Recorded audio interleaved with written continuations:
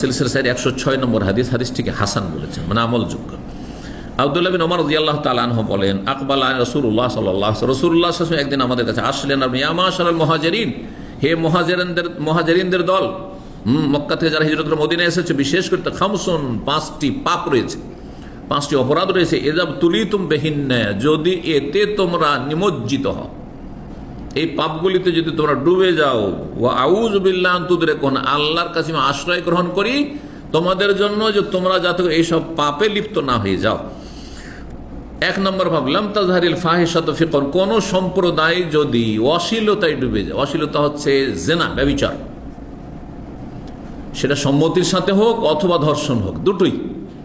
জিনা হচ্ছে সবচেয়ে বড় অশ্লীলতা, সমকামিতা, লেওয়াতাত, পুরুষে পুরুষে, এটা হচ্ছে জঘন্য অশ্লীলতা। আল্লাহ রাব্বুল আলামিনের এত গজব হয়েছে ওই সমকামী জাতির ওপর, লূত আলাইহিস সালামের জাতি যে কাফের ছিল এবং এরা সমকামী ছিল, যে তাদেরকে তো ধ্বংস আল্লাহ করেছেন, তারা যেসব এলাকা বসবাস করে সেই জমিনকে আল্লাহ রাখেননি, মৃত সাগরে পরিণত করেছেন। ওই সাগরের নাম হচ্ছে আল বাহরুল মাইয়িত, ডেড সি, জি, মৃত সাগর।